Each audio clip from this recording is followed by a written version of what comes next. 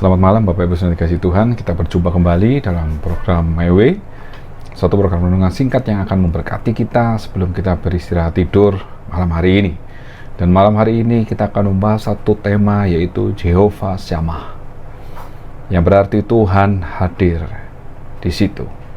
Dan kita baca ayatnya yang menyatakan bahwa Yesus adalah Jehovah Shammah. Di dalam Yeskiel 48 ayat 35, firman Tuhan berkata demikian. Jadi keliling kota itu adalah 18.000 hasta.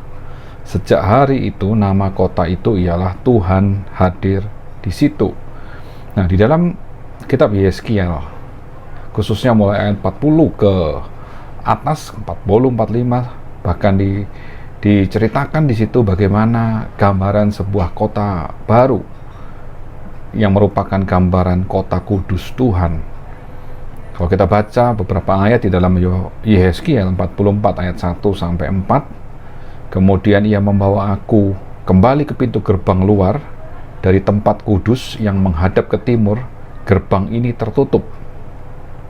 Lalu Tuhan berfirman kepadaku, pintu gerbang ini harus tetap tertutup, jangan dibuka dan jangan seorang pun masuk dari situ, sebab Tuhan Allah Israel sudah masuk melaluinya.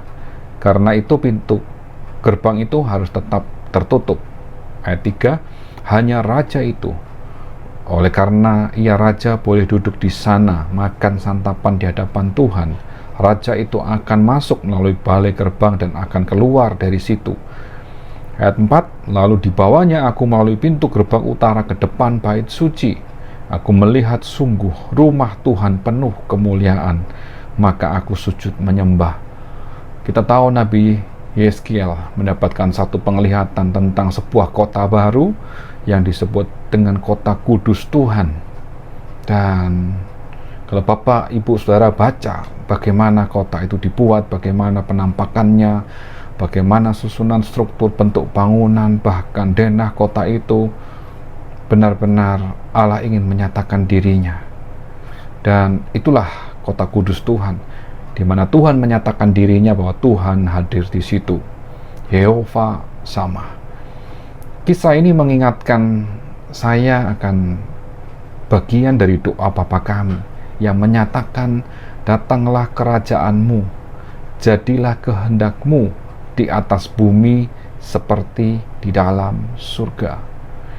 Bapak Ibu yang dikasihi Tuhan, salah satu alasan atau dasar untuk kita tetap percaya kepada Tuhan, tetap setia kepada Tuhan, tetap sungguh-sungguh di dalam Tuhan, adalah karena janji daripada Allah sendiri bahwa suatu saat kelak nanti, jika waktunya tiba, Yesus datang untuk kedua kali, atau Tuhan datang untuk menjemput kita, kita akan bersama-sama di dalam rumah Bapa yang kekal. Ini merupakan satu gambaran kota kudus Tuhan, di mana Tuhan hadir di sana. Dan di dalam Imamat 28, saya ulangi, Imamat 26 ayat 12, tetapi aku akan hadir di tengah-tengahmu, dan aku akan menjadi Allahmu, dan kamu akan menjadi umatku. Di sini kita melihat bahwa kerinduan hati Tuhan untuk selalu bersama-sama dengan umatnya, dan Tuhan hadir di tengah-tengah umatnya. Tentunya adalah umat yang memuji Tuhan, umat yang menyembah Tuhan, umat yang percaya kepada Tuhan, umat yang setia di dalam Tuhan, umat yang setiap hari menyucikan dan menguduskan dirinya dengan meminta pengampunan atas segala dosa kesalahannya, umat yang setiap hari menjaga hidupnya kudus, tidak bercela di hadapan Tuhan, umat yang sungguh-sungguh mengasihi Tuhan dengan segenap hati, dengan segenap jiwa. Di sanalah Tuhan akan hadir.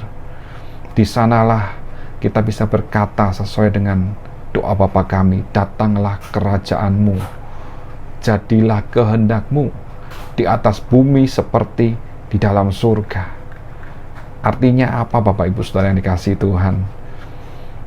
Kitab Yeskiel berakhir dengan sebuah janji agung bahwa suatu hari Allah akan hidup selama-lamanya bersama dengan umatnya.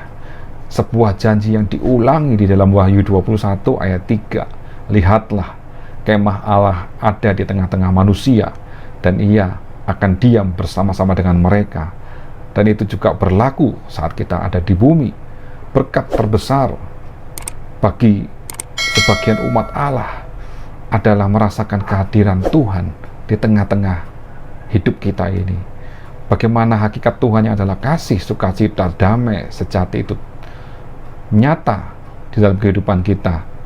Itulah kehadiran Allah yang luar biasa, dimana kalau kita baca dalam Wahyu 21 ayat 4, dimana kehadiran Allah di dalam rumah Allah, di dalam baitnya yang kudus, bahwa manusia tidak akan mengalami kesusahan, kekecewaan, kesulitan, penderitaan dari kehidupan kita yang sebelumnya, tetapi benar-benar akan kita rasakan kalau Tuhan hadir di tengah-tengah kita.